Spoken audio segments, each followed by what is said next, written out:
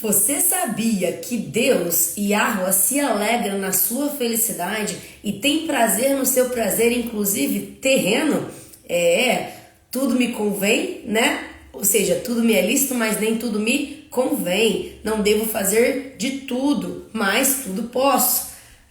Vamos entender, né, esse texto lendo Eclesiastes 9, vamos entender esses conceitos aqui. Live surpresa para vocês. Estava com saudade de voltar e conversar. E hoje, devido às caixinhas que abri, foi muito interessante esse tema sobre morte, né? E Eclesiastes 9 falou meu coração o dia inteiro, compartilhei para vocês e agora consegui um tempinho aqui pra gente falar sobre esse texto, porque muita gente acredita e prega que a gente não pode ser feliz nesse mundo simplesmente pelo fato de que no mundo tereis aflições e todo crente parece que tem que viver no problema, viver no sofrimento. É certo que pessoas sofrem e o sofrimento vem também de Deus. Todas as coisas que passam na nossa vida vêm de Deus. Porém, a gente aprende que crente é sofredor, crente tá com problema, crente não é um morango e tal, que é uma verdade, tá? É uma verdade.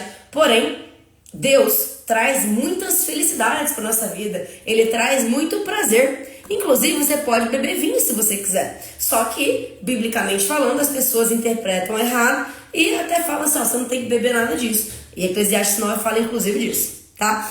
Vamos dar uma lida aqui, aquela leitura simples que eu faço com vocês, explicando curto, rápido e prático, que é como vocês gostam, tá? Eu vou usar a Bíblia...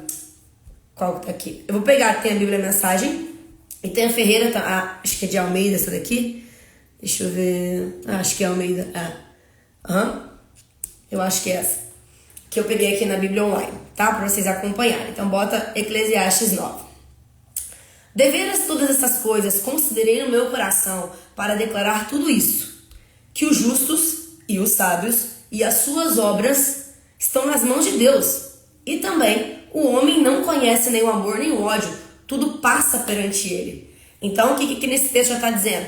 Que tudo está nas mãos de Deus, tudo é a vontade dele, as suas obras, ou seja, tudo que você faz, você está sendo de certa forma controlado, influenciado por Deus, pelas coisas, e a gente pode colocar aí a questão simbólica, tanto dos temperamentos, quanto até da astrologia, que muita gente torce aí o nariz para falar sobre isso. Mais recentemente eu trouxe algumas verdades em relação a esse assunto também.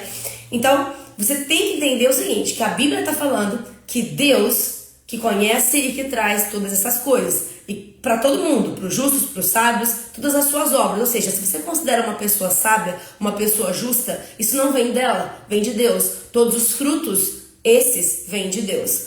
Tanto para o ímpio quanto para o justo. A Bíblia vai falar isso aqui seguindo.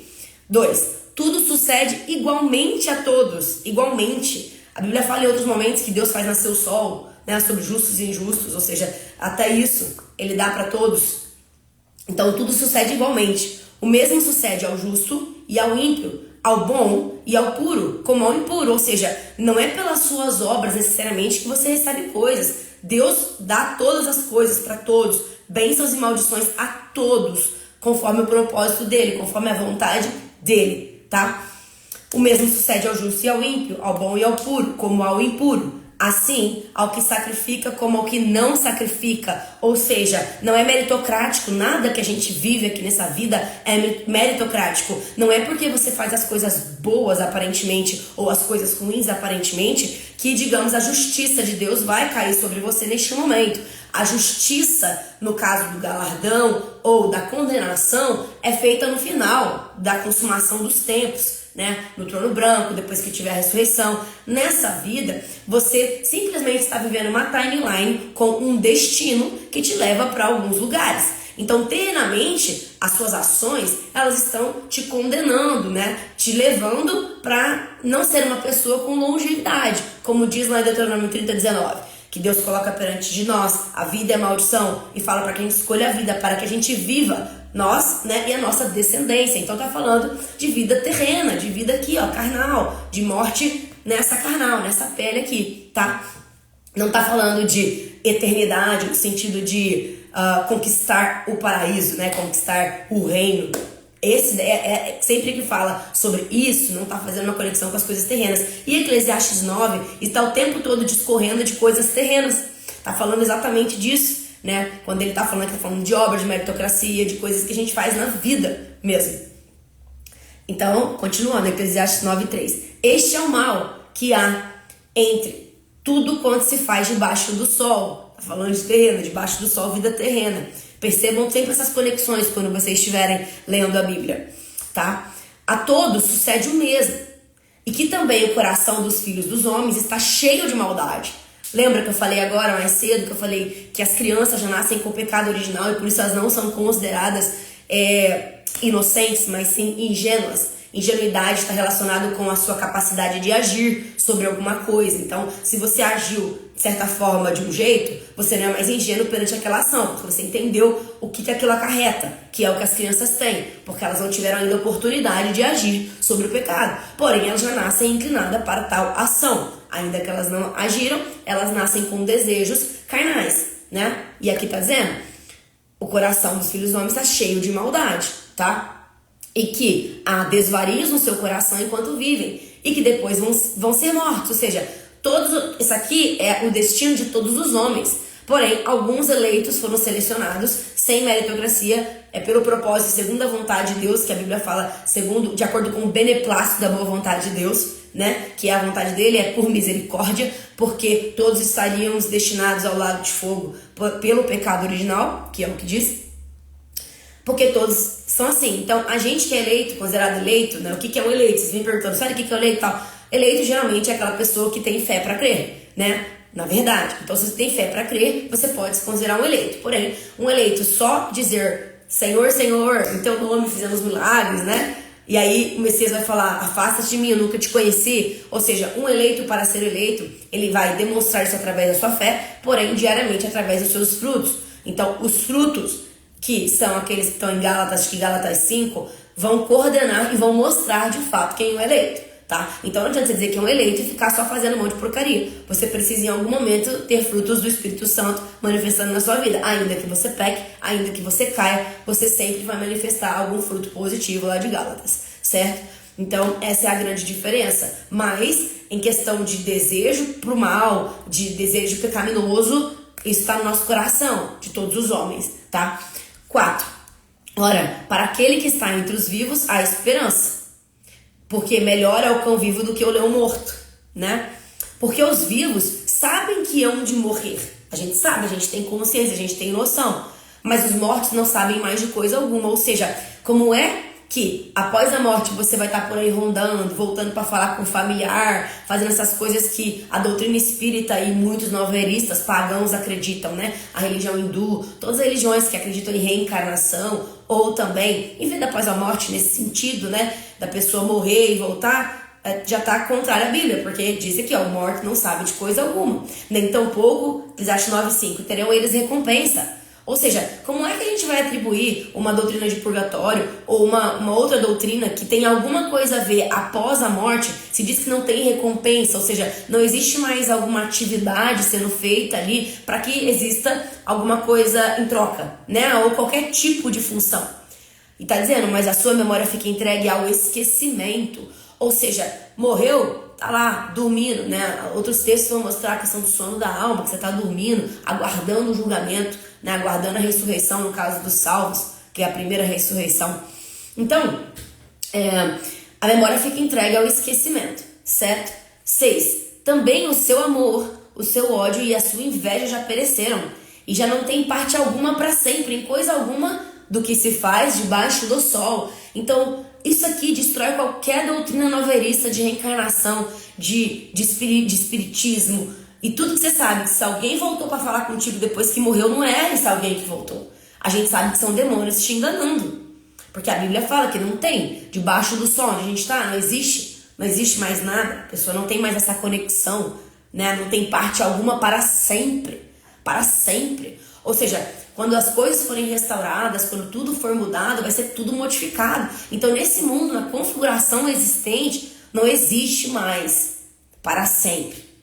Eclesiastes 9:7. Vai, pois, agora que é interessante, vai, pois, come com alegria o teu pão, bebe com o coração contente o teu vinho, pois Deus já se agradou das tuas obras. Ou seja, Se Ele está concedendo alimento, se Ele está concedendo vinho, se Ele está te concedendo dinheiro, fartura, Ele mesmo te concedeu, já te agradou das tuas obras. Vai, comemora e tenha alegria.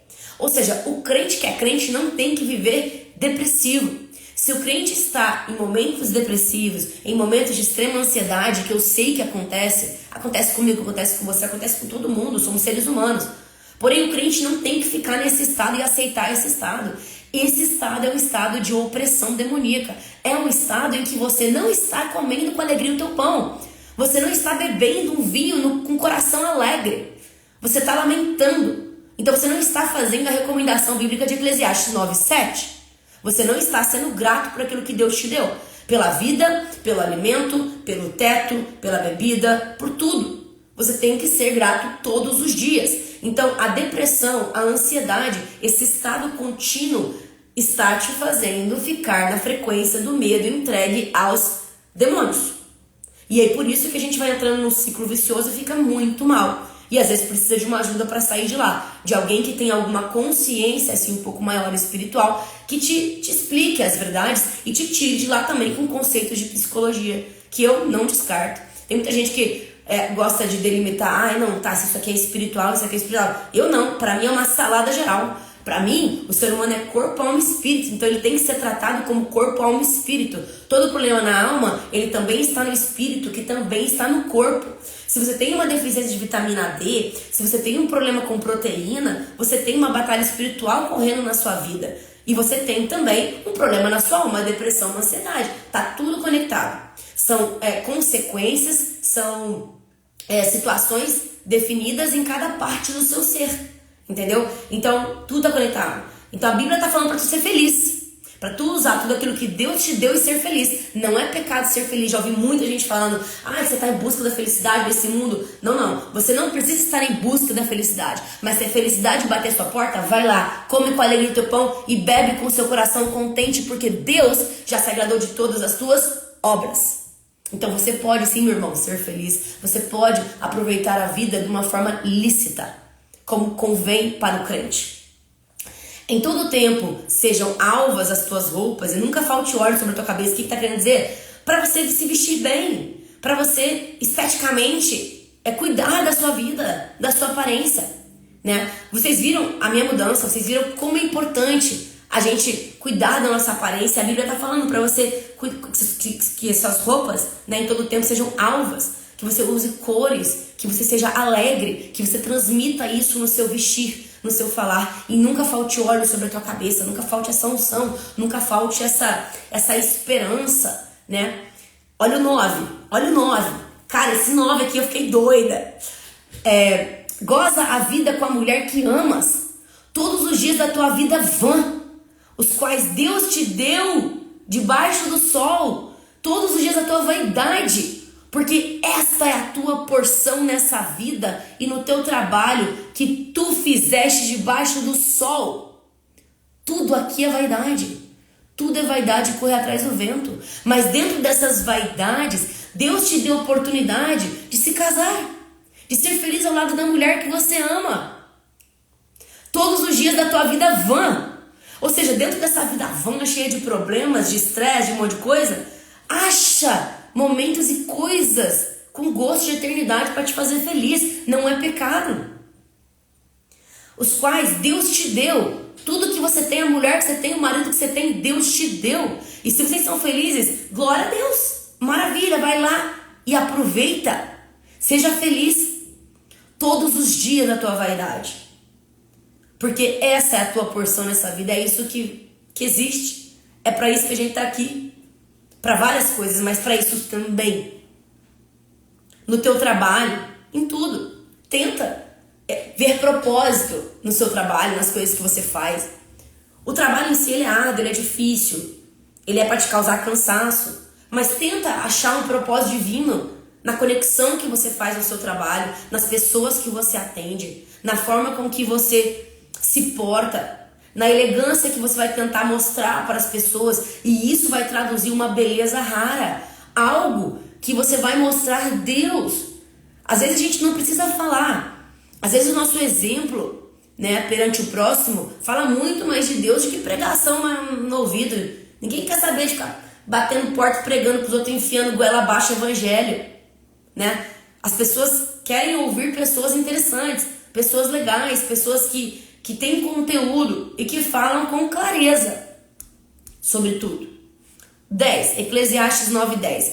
Tudo quanto te vier a mão para fazer, faze-o conforme as tuas forças. Porque na sepultura, para onde tu vais, não há obra, nem projeto, nem conhecimento, nem sabedoria alguma. O que esse texto quer dizer? Ele quer dizer que tudo você tem que fazer agora, terrenamente. Morreu, morreu, meu irmão. Morreu, morreu, não tem mais salvação, não tem mais nada. Morreu, morreu. A vida terrena, a oportunidade é agora. E se tu chega, por exemplo, à beira de um suicídio, é porque tu está abdicando, por algum motivo espiritual também, da maior bênção que você pode ter recebido na vida, que é essa experiência terrena do bem e do mal. Quanto mais a gente conhece o mal, a gente entende o quanto o bem é bom. A intensidade que a gente sofre, a gente aprende a valorizar os dias bons. Sabe aquele texto, os dias maus fazem a gente valorizar os dias bons? Aquelas frases de impacto. Eu me lembro das coisas que eu orei, das coisas que eu tenho hoje, que eu orei um dia sobre. Lembra esses textinhos aí que a gente fica repetindo? Então, é exatamente isso. Então, tudo que te vier à mão para fazer, ou seja, toda atividade, por mais boba que pareça, faz conforme as suas forças. Empenha naquilo ali. Por quê? Porque na sepultura, quando você morrer, não tem mais empenho. É por isso que essas doutrinas espíritas, novelistas, né, pagãs, hindus e todas as outras orientais, todas elas que tratam desse assunto de vida após a morte, de voltar para resolver uma coisa, de voltar para poder finalizar o que não foi finalizado, de ir pro purgatório finalizar o que não foi finalizado, não existe. Por quê? Porque na sepultura, para onde vais, não há obra, não há projeto, não há conhecimento, nem sabedoria alguma. Isso é uma coisa deste mundo. Eclesiastes 9:11. Voltei-me e vi, debaixo do sol, que não é dos ligeiros a carreira, nem dos fortes a batalha, nem tampouco dos sábios o pão, nem tampouco dos prudentes as riquezas, nem tampouco dos entendidos o favor, mas que o tempo e a oportunidade ocorrem a todos. O que esse texto está querendo dizer? Não é só quem tem talentos que executa algo na vida. Todos podem ter a mesma oportunidade, porque essa oportunidade aqui que está falando no texto é a oportunidade espiritual, que Deus está concedendo para você, independente da sua realidade terrena. Aí você vai me falar, Sueli, mas tem gente que é muito mais privilegiada, que nasceu numa família. Eu entendo, ok, terrenamente falando, com as mãos humanas, os olhos humanos, é isso. Tem gente que é muito mais privilegiada, tem gente que é muito menos privilegiado, né? Então, isso existe. Porém, os olhos espirituais fazem com que pessoas que às vezes nascem em condições totalmente desfavoráveis deslanchem na vida. Assim como pessoas que nascem em condições favoráveis vão pro fim do poço. Acabam com a própria vida e com todo o dinheiro, com tudo que lhe foi dado. Então, não é dos ligeiros a carreira, não é daqueles que são mais espertos. Não é dos fortes a batalha, não é daqueles fortes que ganham a batalha. Deus, ele faz do fraco, forte. Deus, ele faz dos que não são sábios, sábios. Ele coloca, sabe aquele texto que fala que Deus confunde, né? Traz as coisas loucas do mundo, né? Os loucos, enfim, faz os sábios parecerem loucos. Aquele texto que eu não lembro agora detalhado, mas eu sei que vocês sabem qual é o texto que eu tô falando. Mostra que não importa o teu dom ou o teu talento, se Deus te capacitar, ele vai te entregar aquilo que ele prometeu e acabou. Ou seja, a tua função como ser humano é fazer o melhor, é adquirir conhecimento, é ser cada dia melhor para que você evolua, né? Terrenamente, para que tenha mais conquistas. Mas se Deus te prometeu algo, você vai sair lá do fundo do poço e você vai ter a sua vitória. Porque ele te prometeu também bênçãos terrenas. Não somente as espirituais, mas também as terrenas. Só que você precisa fazer o seu papel. Qual que é? Todos os dias, acordar, fazer seu devocional, entregar primeiramente a sua vida a Deus. E todas as outras coisas vão sendo acrescentadas. Precisa ter fé. Precisa ter fé. Aconteceu uma coisa comigo esses dias, eu vou contar pra vocês, é um testemunho. Mas eu vou terminar porque eu posso me emocionar e eu não quero chorar agora. Continuando. mas que o tempo e a oportunidade ocorrem a todos. 12, Eclesiastes 9:12. Que também o homem não sabe o seu tempo. Assim como os peixes que se pescam com a rede maligna e como os passarinhos que se prendem com o laço, assim se laçam também os filhos dos homens no mau tempo, quando cai de repente sobre eles. Olha que poesia. Olha que alusão, que metáfora bonita, né? O homem não sabe o seu tempo. E aí ele está dizendo o quê? O peixe não sabe quando ele vai ser pescado. O passarinho não sabe quando alguém vai lá e catar ele e trancar ele numa gaiola. Ou seja, você não sabe por quanto tempo você vai ser livre para viver. Porque você não sabe quanto tempo te resta. Você está aqui hoje, assiste essa live, amanhã você pode não estar. Daqui a pouco pode dar um treino e você ir para o hospital. Então, o que você está fazendo com a vida que Deus te deu? É isso que eu te pergunto hoje, para você refletir. O que você está fazendo com a família que Deus te deu? O que você está fazendo com os filhos que Deus te deu? O que você está fazendo com esse dom da vida que Deus te deu? Você está reclamando? Você está em depressão? Você está trancado no quarto? Você está perdido em rede social? Você está, sei lá, dando valor a coisas que não têm valor? Ou você está de fato olhando o céu, olhando a natureza, dando atenção para as pessoas, ouvindo, sendo alento? Ou você está só vivendo a sua vida no automático, sem considerar o que transcende a vida? Porque você não sabe o seu tempo. O peixe não sabe quando ele vai ser pescado. O peixe não sabe quando ele vai virar alimento. O passarinho não sabe quando ele vai perder a liberdade dele. E você também não sabe quando você vai morrer. Então o que você tem feito com a pausa, que eu chamo de vida, com o tempo que Deus está te dando nessa terra? Reflita sobre isso, que é isso que tem falado no meu coração muito forte hoje. Também, Eclesiastes 9:13, também vi essa sabedoria debaixo do sol, que para mim foi grande. Houve uma pequena cidade em que haviam poucos homens, e veio contra ela um grande rei, e a cercou e levantou contra ela grandes baluartes. E encontrou-se nela um sábio pobre, que livrou aquela cidade pela sua sabedoria, e ninguém se lembrava mais daquele homem pobre, daquele pobre homem, daquele homem pobre. Então disse eu, conclusão, melhor é a sabedoria do que a força, ainda que a sabedoria do pobre foi desprezada e as suas palavras não foram ouvidas. Olha que forte. As palavras dos sábios devem em silêncio ser ouvidas, mais do que o clamor do que domina entre os tolos. Melhor é a sabedoria do que as armas de guerra, porém um só pecador destrói muitos bens. Ou seja, o que esse trechinho quer dizer para nós? Nem tudo que você faz na vida por alguém, pelo próximo, pela sua família, no seu trabalho, vai ser reconhecido. Mas isso não muda o fato de que você deva continuar fazendo. Nem todas as pessoas vão reconhecer o seu empenho, o seu esforço em viver. Elas vão fazer o quê? Elas vão apontar os seus pecados. Elas vão olhar para você e falar: aquele lá é o adúltero, aquele lá é o divorciado, aquele lá é o traíra, aquele lá é o que mente, aquele lá é isso, aquele lá é o invejoso, aquele lá é o vaidoso. As pessoas vão apontar o dedo para suas batalhas. Elas vão julgar quem você é. Mas ninguém vai olhar no seu coração e ver a intenção do seu coração pelo que você fez. Mas você sabe o que você enfrenta todos os dias. Você sabe os seus traumas, você sabe os seus transtornos, você sabe exatamente o que você está fazendo. Então o meu convite é você olhar para dentro de você hoje. Isso não é um convite humanista, mas é olhar para dentro de você, porque dentro de você, se você é um eleito, tem uma essência aí dentro, espiritual. E essa essência não pode ser apagada pelo pecado que você cometeu. É por isso que uma pessoa que comete suicídio, ela não vai perder a salvação. É por isso que quando você se divorcia, você não vai perder a sua salvação. É por isso que quando você mente, quando você adultera, você não vai perder a sua salvação. E isso aqui não é um convite para pecar. Isso é um convite para você se redimir, se jogar aos pés do Messias, entender que você só é um eleito, você só é um justificado pela fé, porque Ele morreu por você. Então isso aqui é um convite para você se constranger desse seu pecado, que você é imundo por dentro. Você não é um alecrim dourado. E eu não sou Eu não sou nem digna de estar aqui falando o que eu estou falando. Mas Deus nos capacita e não é pelos nossos méritos. A gente não tem mérito de capacitação.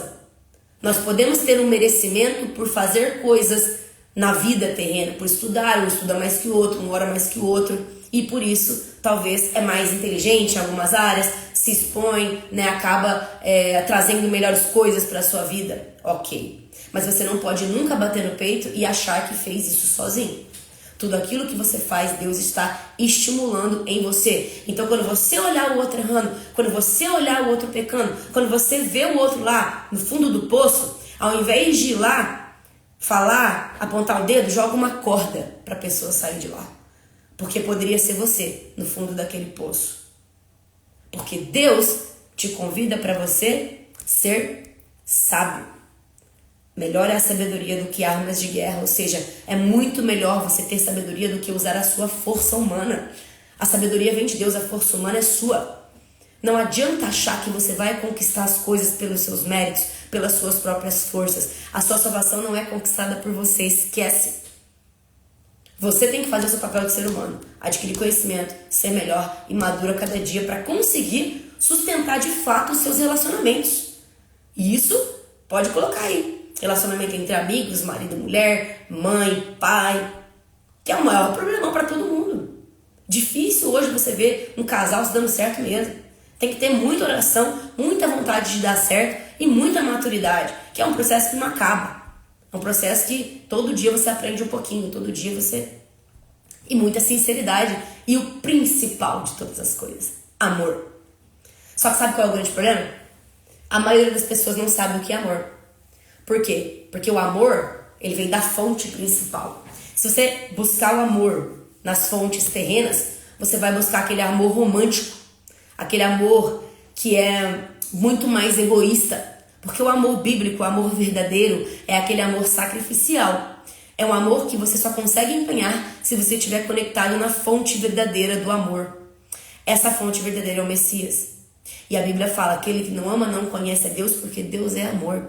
Só que hoje, esses lares estruturados, as pessoas crescem com a ausência de pai, crescem com a ausência de mãe, ou as mães metem o cacete na criança, o pai dá o cacete na criança, e as crianças crescem tudo sem referência, sem amor, sem entender o que é isso, vivem nos relacionamentos tóxicos e abusivos, porque aprendem que amor dói, que o amor é sofrido, que o amor é isso, que o amor é aquilo. Mas o amor, de 1 Coríntios 13, não é isso não. E a maioria das pessoas não entendem o que é amor, não sabem o que é amor, porque realmente é difícil. E qual que é o maior dos mandamentos? Amar ao próximo, amar a Deus sobre todas as coisas e o próximo como a ti mesmo. Então a base de tudo da Bíblia e do Evangelho é o amor, que é simplesmente o que quase ninguém faz. Porque isso torna muito mais difícil os relacionamentos. Você precisa se sacrificar, e hoje em dia ninguém quer se sacrificar, né? Às vezes até por si mesmo, ninguém sabe de nada disso. Não existe mais... a gente tá na cultura do amor próprio, mas o amor próprio muito... um amor extremamente egoísta, né? Que só busca os seus próprios interesses. E quando você tá num casamento, num relacionamento entre amizade, é muito mais doação, né? Você se doa. E quando você entende isso, é que você entende que o servir é esse o propósito do crente. Nenhum crente vai ficar feliz numa vida egoísta. E é por isso que a maternidade e a paternidade trazem isso de forma mágica para nossa vida. É da noite pro dia, é uma coisa muito louca. Quando você tem um ser humano para educar, para criar, para desenvolver, você consegue se colocar em segundo plano. Ainda mais esse ser humano é uma espécie de amor. Você começa a entender o amor ali, né? O amor verdadeiro. Então, todas essas coisas, finalizando, a sabedoria, ela é muito melhor que armas. As palavras dos sábios, elas devem em silêncio ser ouvidas, mais do que o clamor, do que domina entre os tolos. Então, falação demais, sem sabedoria, é perda de tempo. Não fique na roda dos escarnecedores. Não perca tempo com assuntos vãos. Lembra lá de Filipenses? Tudo que é bom, tudo que é louvável, tudo que é de boa fama, nisso pensar. E não perca tempo com fofoca alheia. Não perca tempo com notícia de fim de mundo, de coisas assim. Hoje, por exemplo, aconteceu um eclipse. Muita gente estava tudo uriçado. Mas agora que esse eclipse vai mudar, não sei o que, o mundo já estavam esperando um apagão, não sei o que lá. Eu, como já sou vacinada contra esse tipo de coisa, às vezes sabe da minha história do tsunami, passei na pele essas loucuras de largar trem, de achar que o mundo tá acabando e tal, há uns anos atrás, vocês sabem. Então, eu digo pra você, descansa, Repousa a tua cabeça em Deus. Seja feliz. Eclesiastes 9. Goza a tua vida com a mulher que amas, com o homem que amas. Todos os dias da sua vida vã. Faça planos. Seja feliz. Você não sabe quanto tempo te resta. Os peixes não sabem quando vão ser pescados. Então use os dias que Deus está te dando com saúde, com alegria, para simplesmente executar o seu destino da melhor forma. Sem tristezas, sem lamentações, sem pessimismo e sem reclamação. Tá certo? Um beijo e ótima noite para vocês. Encaminhe essa live para quem você acha que precisa receber essa mensagem que foi, acredito eu, tão importante no dia de hoje. Tá certo? Um beijo e até amanhã.